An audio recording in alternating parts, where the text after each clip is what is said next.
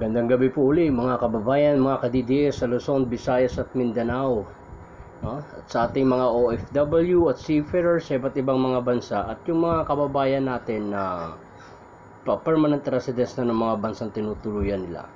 So magandang gabi po sa inyo lahat and welcome to my channel at Rizal Bonifacio 1009. Okay? So ang gusto po nating talakayin ngayon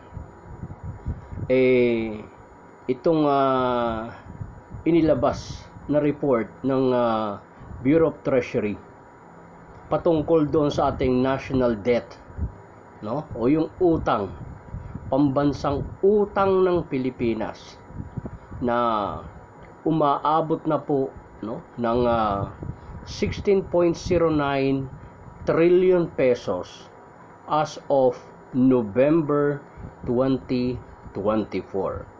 Okay? So yan po yung ating topic ngayong gabi. Pero bago natin ituloy na i-discuss yung topic na yan, hinihikayat ko muna kayo na mag-subscribe sa ating channel, no? At mag-like na rin po at paki-share na rin dun sa iba. Ano po? Itong ating video, no? At paki-tap na rin po yung notification bell, no? Para kayo ma-notified kapag may bago po tayong video. Anyway, again, let's start with our discussion, ladies and gentlemen, no? At ito nga, patungkol nga dito sa report ng Bureau of Treasury mismo, no? Na ang government debt, sabi nakalagay po doon sa balita, government debt hits 16.09 trillion pesos as of November 2024. No? So, now ito, nakakalungkot na namang isipin. Kasi, sa kabila ng mga pagpupumilit at pagyayabang ni Ralph Recto para maipakita na siya ay magaling, para maipakita na may mga record high na silang ginagawa, kagaya nung huling report na kanyang ibinalita with regards to the tax collected as of December 2024 na umabot daw ng 4-point-something trillion, at sabi pa niya the biggest and the highest collection for the past 27 years. So ipinagyabang niya, no, na mataas yung koleksyon, malaki daw. Pero out of that collection, tumaas din yung ating budget deficit as of December. Umabot po ng 1.9 trillion pesos ang budget deficit.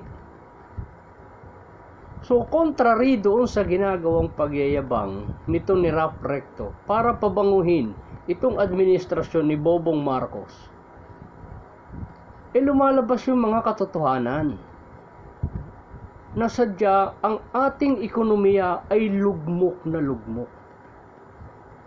At ngayon, bilang pagpapatunay, at sa kanila na rin nanggaling yung patunay na ang ekonomiya ng Pilipinas ay patuloy na lumulubog, ito pong utang ng gobyerno na umabot na sa 16.9,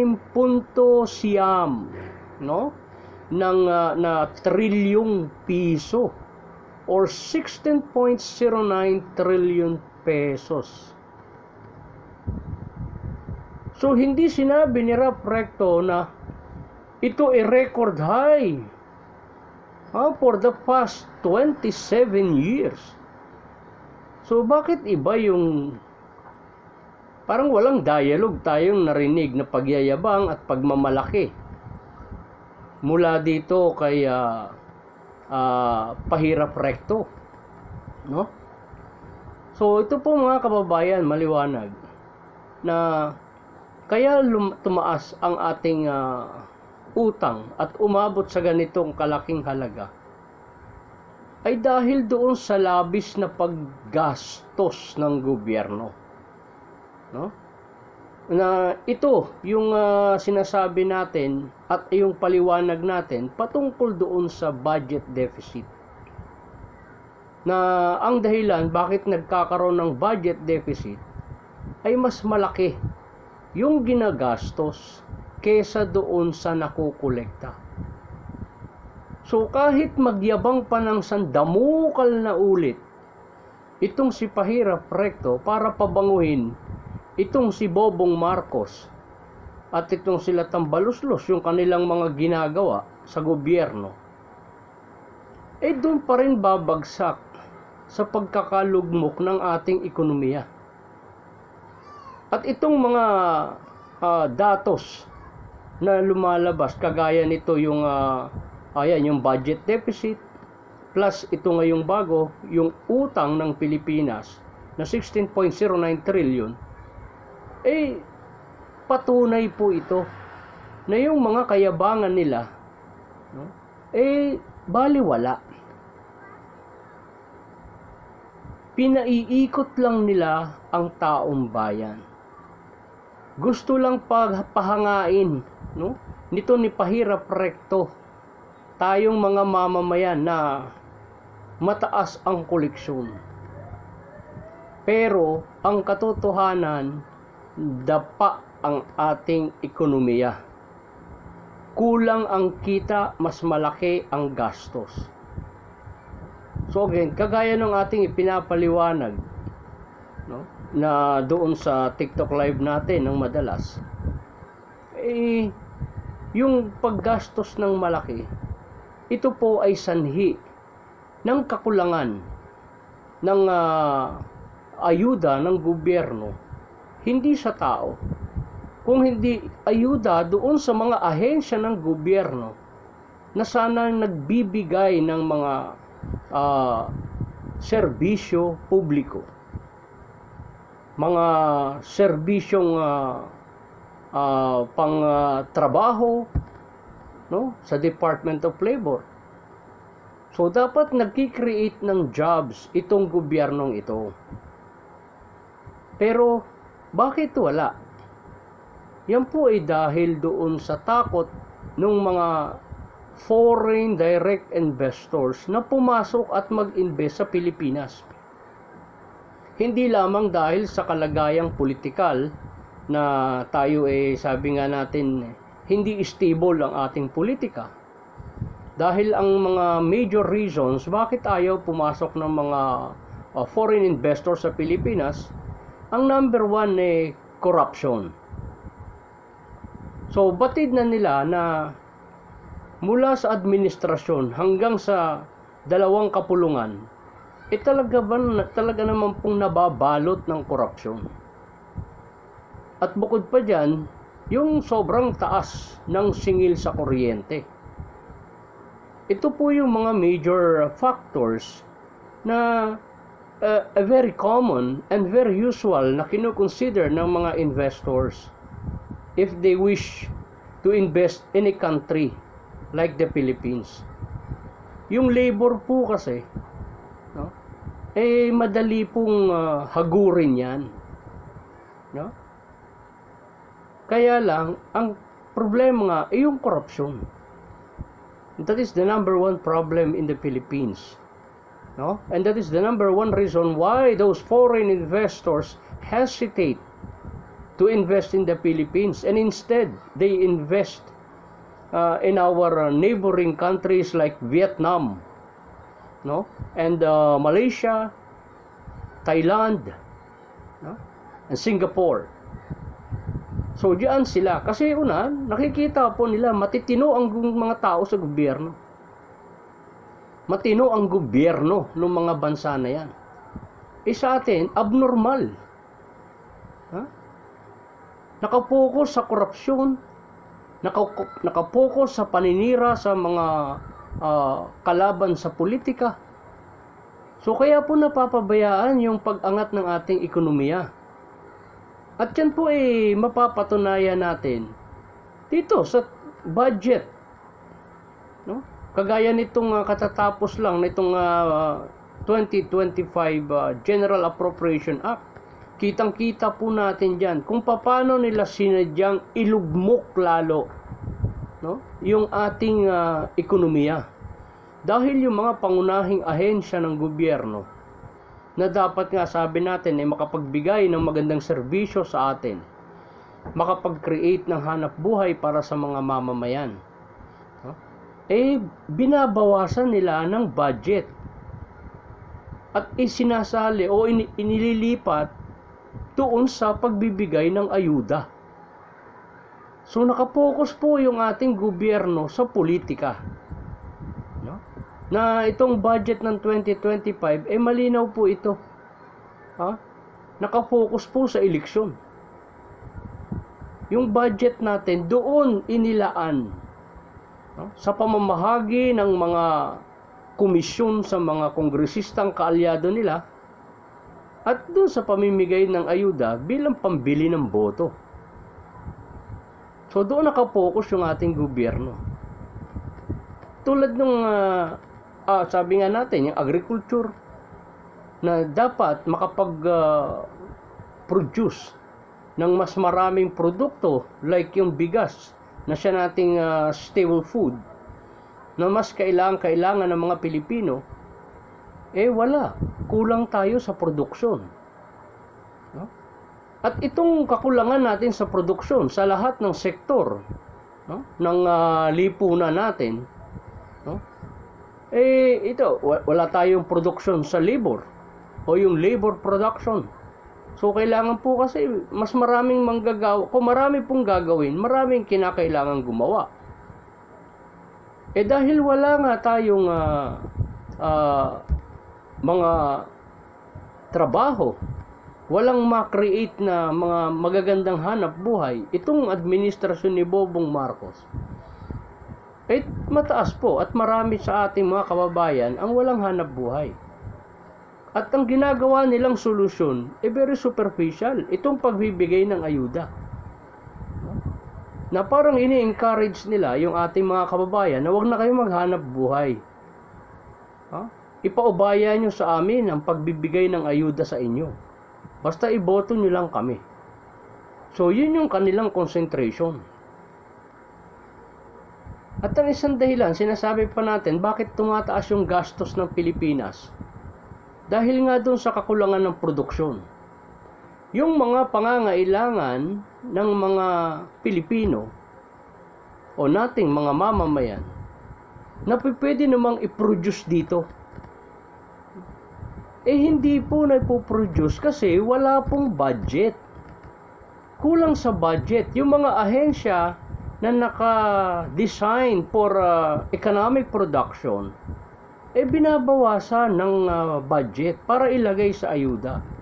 So ang tendency, dahil wala tayong produksyon or kulang tayo sa produksyon, mag-i-import tayo. O siyempre, pag tayo po nangalakal, no, nag-import tayo, ito po, ang lalabas na pera sa atin ay higit na malaki kasi dolyar yung ating ibabayad. Hindi naman peso. Dolyar. Sa makatuwid, mas malaking pera yung lumalabas sa atin. Dahil sa dami ng ating pangangailangan na hindi ma-produce dito sa Pilipinas. At kinakailangan pa nating umangkat sa iba't ibang mga bansa, kagaya ng bigas, kagaya ng uling, pati asukal. Isipin po ninyo yan, na marami tayong mga sugar plantation sa Pilipinas. Pero bakit nag-i-import pa tayo ng sugar? So kasi hindi sinusuportahan ng gobyerno, itong ating agrikultura. Ang sugar plantation po, yan po under the Department of Agriculture, regulated, by the I think National Sugar Commission, something like that, meron pong isang komisyon na namamahala dyan, pero yan po ay under pa rin ng Department of Agriculture. Pero dahil sa kakulangan nga ng suporta at sa halip na dagdagan yung budget para tayo makapag-produce ng mas maraming asukal, maraming palay, yung mga gulay na lang natin. Isipin nyo na lang, pwede namang itanim dito, pero bakit hindi maitanim? Dahil sa kakulangan ng mga pasilidad sa mga farmlands natin, no? Sa mga bukid, kakulangan po lahat, no? So isipin nyo na itong sitwasyon ng Pilipinas ngayon palala po ng palala. Na itong iutang na ito na 16.09 trillion pesos, tayo po ang papasan nito.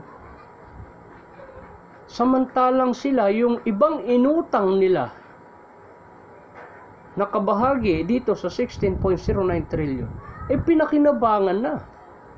Kagaya nung nakaraan nating tinalakay dito, yung sinabi ni Mayor Magalong na dun sa budget 777, 7 million sa akap ang napupunta sa bawat kongresista, 7 million sa AIX, 7 million sa tupad.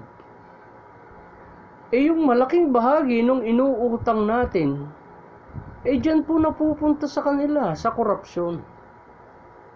Tapos tayo ang magbabayad, sila ang nagpapasasa. No? Ang nakakalungkot lang, may mga kababayan pa tayo, no, na engot. Engot na engot yung iba nating mga kababayan. Tuwan-tuwa sila pag nakatanggap sila ng ayuda. Hindi nila alam pera nila yun. Di ba? Tapos may magsasabi, at least bumalik yung pera ko. Diyos ko, talagang sinasadya na po yung katangahan kapag kaganon.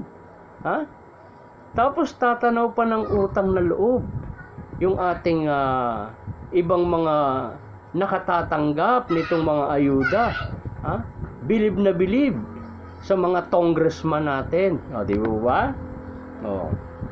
So, ito yung malaking problema ng ating lipunan, no? Na nasa harapan na natin yung ginagawang panluloko. Ang dami pa pumapalakpak dun sa mga gym, sa mga covered court. Di ba ba? Nakukuha pa nila pumalakpak. At pagkatapos, pipila sila ng maaga. Na yung dapat ibigay sa kanila, hindi pa yun ang ibinibigay. Sabi nga, sa akap, 5,000. Pero ang ibibigay lang, 2,000 to 3,000. Tuwan-tuwa pa yung ating mga kababayan. Siya naman, kagaling naman. Di ko sus naman sabi ng mga Batanggenyo, siya, napakaulaga naman. Di po ba? Isipin ninyo, 16.09 trillion, papasanin na naman ni Juan de la Cruz. Papasanin na naman natin ito, tayo magbabayad ng utang. Samantalang itong mga buhaya sa Kongreso at sa Senado magpapasasa. Ang laki po nito. So kahit ano pang gawin nating pagsisikap sa buhay sa kasalukuyan, halos talagang kung hindi sumapat, talaga pong kapos. Tapos patuloy na tumataas yung bilihin, sasabayan pa ng taas ng presyo ng langis.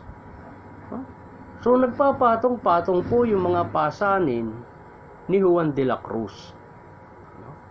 Kaya hindi ko alam kung paano mabubuksan at kung kailan mabubuksan ang mga kaisipan ng ating mga kababayan patungkol dito sa realidad ng nangyayari sa ating bayan.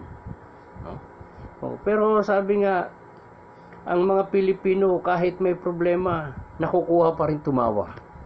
Yan, So, kasi daw masyado daw tayong masayahin. Nakukuha pa natin magbidyoke. Kahit maraming utang, no? Wala, papalapit na naman ang mga piyestahan, no? So, ito na naman ang mga tradisyon. Ha? Ito na naman ang mga tradisyon nating mga Pilipino, ha? Na di bali nang mangutang, basta mayroon lang maihanda. Di ba? Bibili ng kalahating kilong bigas at saka 2 4 kantos. Pagkakuha ng ayuda, hati na 2,000, 500 para sa gin. Ayan, yung iba naman, medyo sosyal, Red Horse. No? So, yan. Tapos, bibili ng maskara ng baboy para gawing pulutan.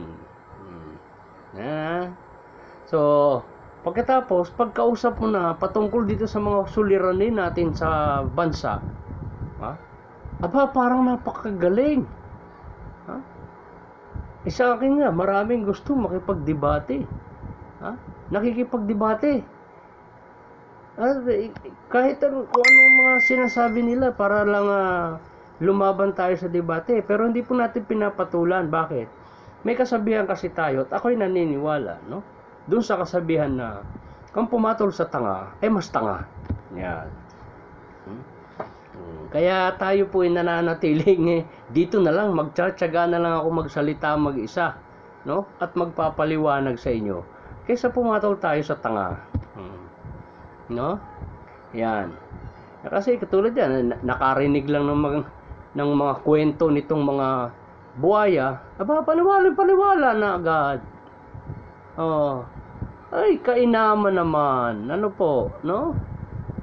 Wala. Parang hinahayaan na lang nila. Kapag kalasing na, ay siya katatapang at kagagaling. Kapag ka nahimasmasa na, ay siya nakatunganga. Diga-igan, ay Diyos ko po, Rude, sabi nga. Isipin po ninyo, 16 na trilyon ito. Napapasanin. Ito po pa lang Ari hanggang November pala ang hindi pa isinama din ang December 2024. Siya naman, nakita nyo naman ang ginastos ng administrasyon ito sa mga kongresista noong December. Sabi nila, bawal daw ang iwasan ang magarbong pagdiriwang ng Kapaskuhan. Pagkatapos ang PhilHealth, tinanggalan na ng 89.9 o sabi natin 60 billion. Makuha pa mag-budget ng 130 million para lang sa anniversary. Isang ka, diga, kaigan. Isang ka naman, ay kainaman. Karami nang naghihirap, sila ay gagastos ng 130 million para lamang sa anibersaryo. Di po ba? Ganyan katalamak ang korupsyon sa ating gobyerno. Ngayon, kaya ang ginagawa na lang ng administrasyon, lahat ng mga tao o politiko o opisyal ng gobyerno nakukontra sa ginagawa nilang mga kabulastugan, inaalis. Katwiran ni Bobong Marcos, isang executive order kalaang. Sa bawat executive order ay nalalagas ang mga kalaban. Kagaling ng armas, yung ginagamit na armas ni Bobong Marcos. At yan naman aprobado nung dating Chief Justice na si Bersamin.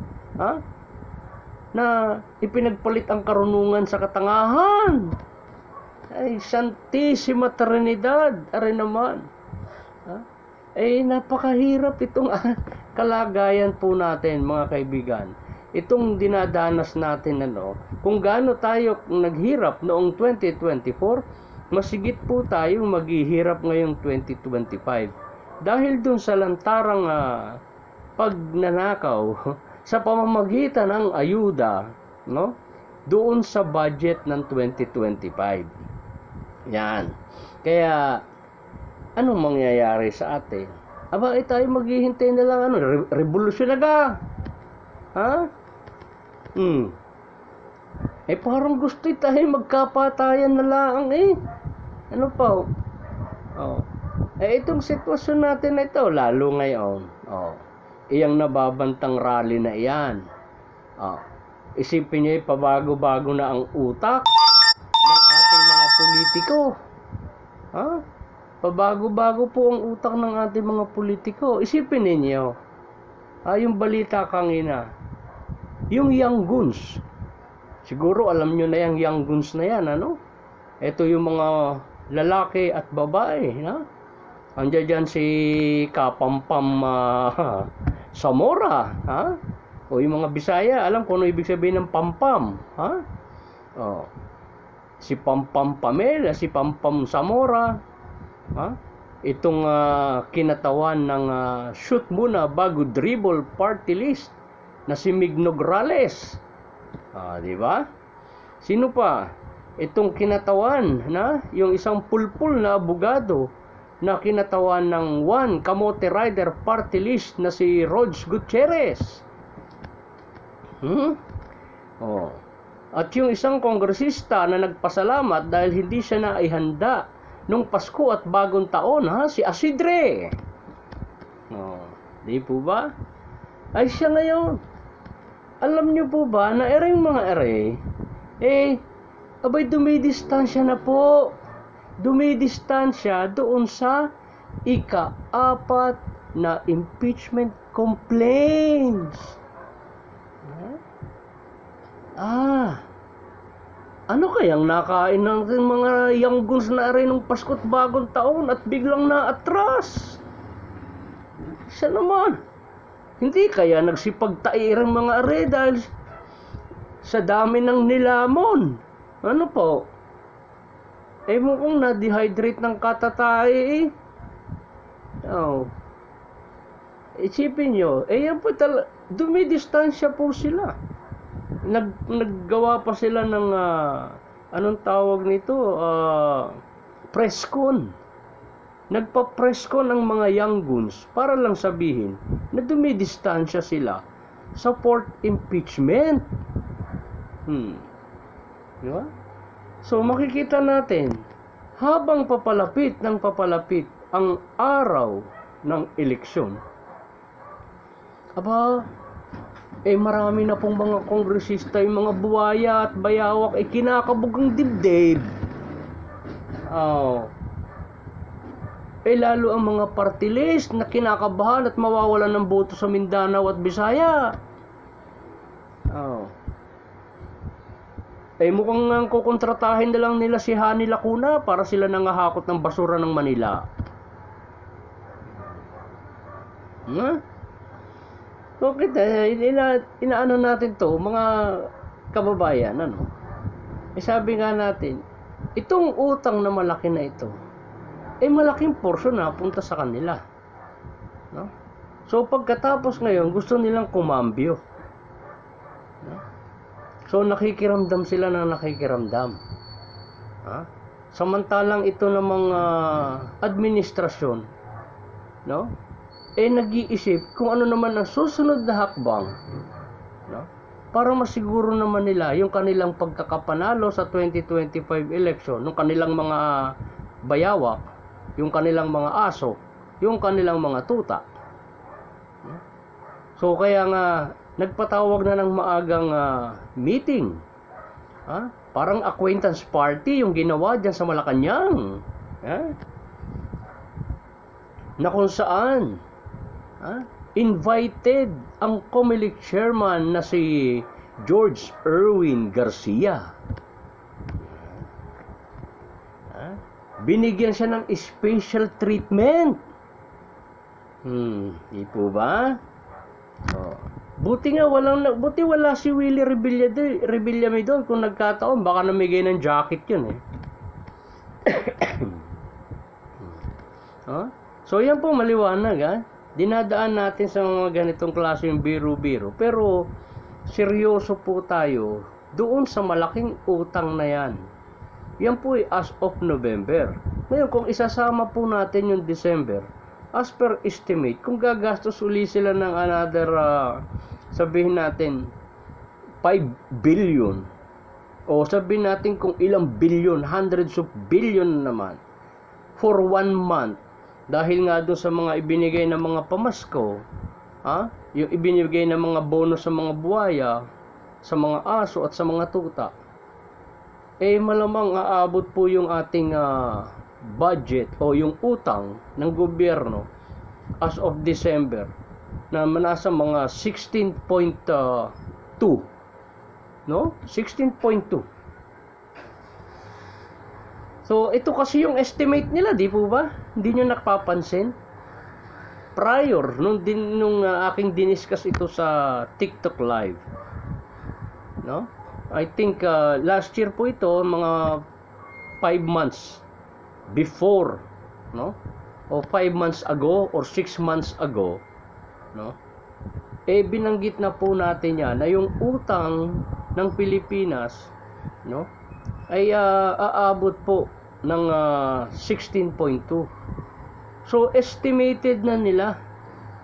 So kinalkula na nila kung magkano yung magiging utang at the end of December.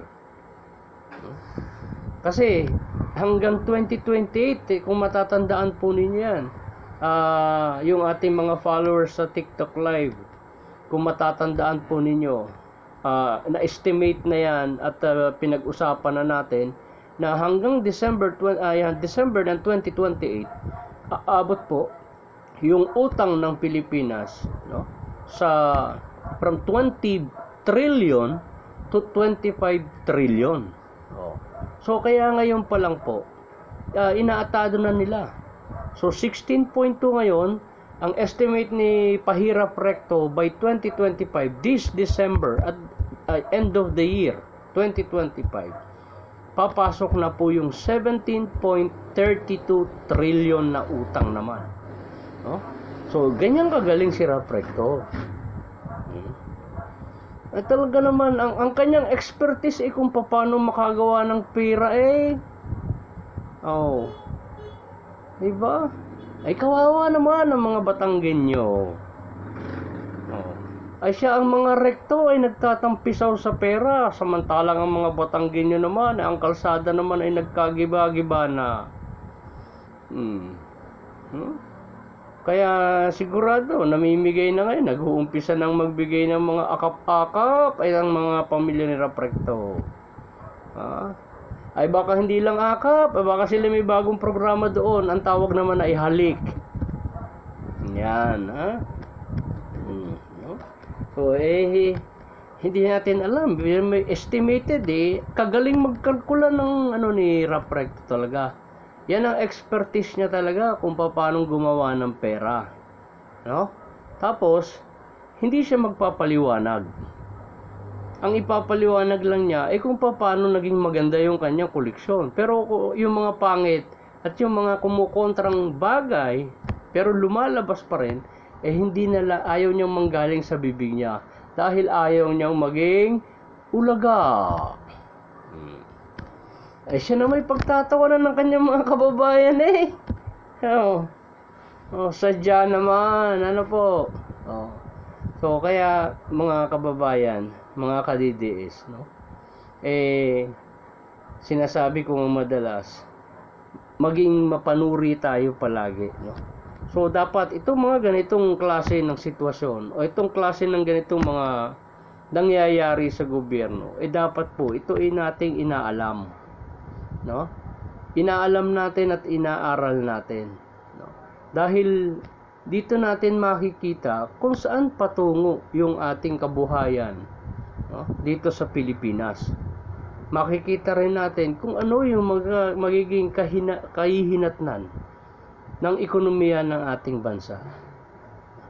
So kaya nga nagiging mapagmasid tayo pagdating dyan at sinisikap natin palagi na maipaliwanag, no, itong mga ganitong klase ng bagay Kaya lang tayo ay napuputukan dun sa TikTok natin dahil kapag po tayo ay di-discuss sa ganitong klase, no, yung mga kapalpakan ng gobyerno, kapag atin po itong pinupuna o kini-criticize, no, sinususpindi po tayo. Ayan. Pero sa Facebook may bago, baka hindi pa alam, no? Nagsalita na po si Zuckerberg, no, yung may-ari po ng Facebook at ng Meta, na yung kanilang fact checking o yung fact checks, no, na pinamumunuan dito sa Pilipinas, pinamumunuan ng Rappler. Diba? Ang source ng fake news, aalisin na po, ano, tatanggalin na po ni Zuckerberg yung fact checking, at pati itong Rappler na to mawawala na, kaya mababawas na sila ng kita. Kaya pala naman ang Rappler ay sunod-sunuran na rin sa administrasyon, dahil naramdaman nila mababawasan sila ng kita sa Facebook, ay kinakailangan nilang kumita sa administrasyon. Nga? So kaya lahat ng balita tinitwist na rin nila. Sa bagay, sanay na ang Rappler sa paggawa ng fake news. Yan, no? Pati ang GMA7. Yan.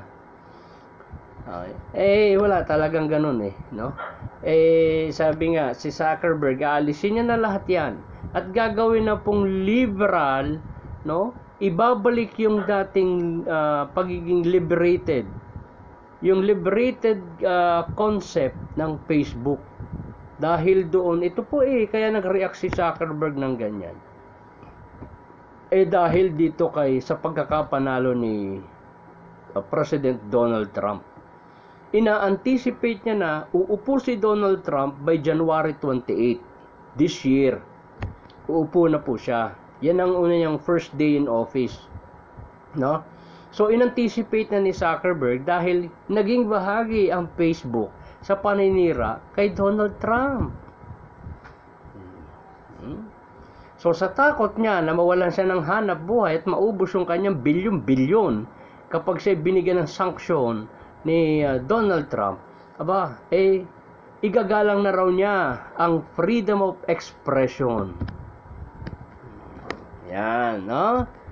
Kaya malamang hindi lang tayo sa YouTube mag-live, baka pati sa Facebook po magla-live na rin tayo ng ganitong klase ng konsepto, no? Yung magpapaliwanag tayo ng ganito. It's either sa simulcasting tayo ng live, no? Sabay, live sa YouTube, live sa Facebook. Yung sa TikTok, talaga tayo binabalagbag talaga at ginugurgur. So nakakatuwa lang, no? Dinadaan na lang natin sa ganito. Kasi desperado po ang administrasyon. Lalo ito, lumabas na yung balita doon sa government debt na umabot ng 16.09. Ito po marami na uli silang tinanggap ng kritisismo, no? Dahil kagaya ng ginagawa natin, ina-analyze natin yung mga pinaglalabas nilang balita na kunwari maganda yung nangyayari sa Pilipinas, kagaya halimbawa ng inflation rate. Bumaba raw, naging 2.9% ang inflation rate. Pero ang presyo ng baboy ay 350 pa rin ang kilo Diga, bumili ako ng patatas kanina, 4 na pirasong maliliit. Nagbayad ako ng 48. Isipin mo, 12 pesos ang isa.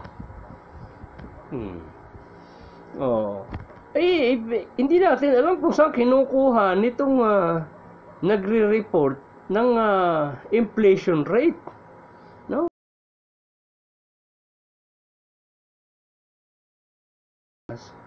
Bakit hindi bumababa yung presyo ng bilihin at patuloy na tumataas? Last year, no, November last year, ang kilo ng bigas sa amin hanggang November 310. Pagdating ng December, nag 330. Aba ngayon, January 350 na. Ha? Ay, hindi ko alam kung kanino ako magpapasalamat eh. Oh. Ah. So, ikita nyo naman. Eh, kung ano na lang pong kasinungalingan ang ginagawa ng gobyerno natin. No? Para lang pacify yung kaisipan ng tao. Kaya lang, tayo po naniniwala na ang isang matinong tao, no? Eh, hindi basta-basta maniniwala sa mga pinagsasasabi nito, lalo na ni Bobong Marcos. No? Eh, ano ba mga pinagsasasabi ni Bobong Marcos ang nangyari at naging totoo? Diba? Aba, simulat sa pool, wala na eh. Oh. Ang naging totoo lang sa mga sinabi niya, yung mga biyahe. Pero bukod doon, wala na naging totoo. Nag-umpisa sa bigas. 20 pesos daw ang Huwag kayo masyadong mainip mga kababayan dahil malapit na tayo doon sa inaasam natin na 20 pesos per kilo. Ay siya, kamukat-mukat mo, ay 20 pesos sa isang pirasong kamatis, kaliit pa. Eh, Diyos ko, puro de. Di po ba? Eh, ano sumunod ng mga dahilan niya? Paiigtingin, pararamihin ang trabaho. Anong nangyari? Umalis ang mga investor. Di po ba? Nag-alisan ng mga investor. 60% of the foreign investment in the Philippines nawala. Umalis. Tapos yung iba, hinihikayat nila kung saan kaya sila nagpupunta, nakipag-usap na sa Saudi Arabia at sinabi na pag-usapan yung mag-i-invest tungkol sa oil exploration dito sa Pilipinas. Anong nangyari? Ayun, nandun sa Vietnam. Ay natakot. Eh baka siya bigyan ng red tape, hinga ng red tape dito ni Bongbong Marcos at saka ni Tambaluslos. Eh natakot ang Saudi Arabia eh. Di ba? Tapos nagpunta sa Amerika si Rap Recto at kinausap sa Amerika pati sa United Kingdom, sa Europe. Nakipagpulong si Rap Recto para daw hinikayat niyang mag-invest ang mga European dito sa Pilipinas. Nasaan ang mga European? Nandito ba? May nag-invest ba? Wala. Anong in-invest? Wala. Hanggang ngayon wala eh. Bumisita pa dito si yung presidente ng European Union, na si von der Leyen. Von der Leyen. Ang tawag nila von der Leyen, no? Eh anong nangyari? Patatagin daw ang relasyon ng European Union at ng Pilipinas. Nasaan na sila? Nawala.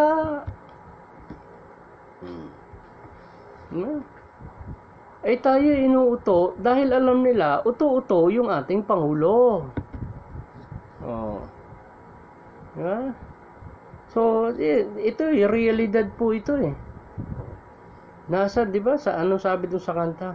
Nasa na ang pangako mo na mag-i-invest ako sa'yo. Tayo napapakanta lang. Itong mga pinaggagawang kabulastugan itong gobyerno natin na ito talaga naman. Di ba? Eh, pag hindi ka marunong magtimpe, ay siya, pagpapawisan palagi ang yung kilikili. No? Eh, isipin, nakaw dito, nakaw doon. Tapos doon sa mga propagandang ginagawa ni Speaker Totoy Buaya. Sabi niya, reforma. Aayusin daw. at riresolbahin ang mga problema sa Pilipinas. Ay siya naman. Yung reforma ay na-resolve na nga. Kaya nga dinali na nila yung 2025 budget Diba? Nireforma nila yung budget ng 2024 at saka nila niresolba noong 2025. Ayaw, no? Wala nang budget pati ang PhilHealth. Ito yung mga kalokohan nito, pinaggagawa po nitong ating gobyerno talaga, no? Nakakalungkot man isipin, pero ito po yung nangyayaring katotohanan, no? Na ang ating ekonomiya ay patuloy pong bumabagsak, no? Patuloy na dumadami ang kawalan ng kahanap buhay, patuloy na tumataas yung mga presyo ng bilihin, no? At yung mga sinatawag nating minimum wage earners, no? Sadya namang kinakapos na talaga ng malaki. Samantalang itong ating mga politiko, no? Talaga naman nakikita natin kung paano magpasasa. So kaya palagay ko talaga pong nalalapit na, no? Nalalapit na po yung panahon. Sabi nga retribution. Malapit na yung panahon ng pagbabago, no? Sabi, bagong Pilipinas. Talagang nagbago. Dati maunlad, ngayon nilagpak talagang bagong Pilipinas. Dahil nung panahon ni FPRRD, ay maalwan pa ang buhay natin. Pagkatapos ngayon, maalwan na ang buhay nila. No? So, talagang bagong Pilipinas, no? So, but anyway, again, dinadaan natin sa ganitong klase ng mga biro, pero yan po seryosong bagay, no? So, sana mapagtuunan natin ang pansin, no? Itong mga ginagawa ng gobyerno na ito na pagmamalabis, hindi lamang doon sa kaban ng bayan, kundi yung pagmamalabis para sa yung mabigyan tayo dapat ng magandang buhay, pero hindi nila nagagawa, no? Na sila ginagamit nila yung kanilang mga posisyon para sa pansarili nilang kapakanan, no? So kaya kung sakali naman magkakaroon man ng mga pagbabago, dapat makibahagi po tayo, no? Itong mga darating na mga kaganapan, tayo po'y makiisa, no? Ipakita na po natin na tayo talaga hindi na nasisiyahan sa ganito, no? Isipin nyo, napakalaki na ng utang natin, 16.09 trillion ng utang. Ang budget deficit natin 1.9 trillion. So paano pa tayo makakaalpas? At yung ating sinabi na yung kay Rafrecto na binanggit niya na kapag daw hindi na-hit yung collection, maglalagay o mag-i-impose ng panibagong tax measure. Yan po yung magaganap ngayong taon na ito, no? Sigurado na po tayo dyan at nararamdaman natin yan, no? Dahil itong ang kapalpakan na ginawa nila, na pinagyabang niya yung 4 trillion mahigit na kinita doon sa tax collection, pero budget deficit natin 1.9. Therefore, hindi na-hit yung target. Tapos may utang tayo ng 16.09 trillion ngayon. Ang lalabas, kinakailangan nilang mag-impose ng panibagong tax, no? At sabi nila, mangungutang sila dito sa local na mga negosyante na nagpapautang, no? Mangungutang ng 679 ba yun? 679 million pesos na uutangin para daw mapunuan yung budget deficit. Sino uli magbabayad ng uutangin nila na yon, no? So tayo pa rin yon. Ngayon, para maalwan o yung magiging utang na darating, bukod dun sa budget deficit po yung pupunuin, pero yung utang, yun po yung gagawa ng paraan. Paano ngayon mababayaran yung utang na yan? O paano makakapagbayad ng interest dun sa utang? Mag-i-impose ng panibagong tax, no? So yan po yung nakikita natin. Kaya mga kababayan, mga ka-DDS, magsipaghanda na po tayo para sa panibagong pasanin na ipapatong sa atin nito ni Pahirap Recto, ni Bobong Marcos at ni Speaker Totoy Buaya, no? So kasi kailangan naka-ready na po tayo diyan. Okay? So again, hanggang dito po muna itong ating first set. First set daw, parang kakanta eh. No? Hindi po. Anyway, tatapusin lang po muna natin ito at para tayo makapagsimula muli ng panibagong topic. Ano po? So again, nagpapasalamat po ako uli sa inyo, no? Sana mayroon tayong nakapagpadala ako ng mensahe sa inyo, ano po? At maraming salamat sa lahat. And kasihan nawa tayo ng Panginoon Diyos sa buong magdamag. Magandang gabi po sa inyo lahat and thank you very much.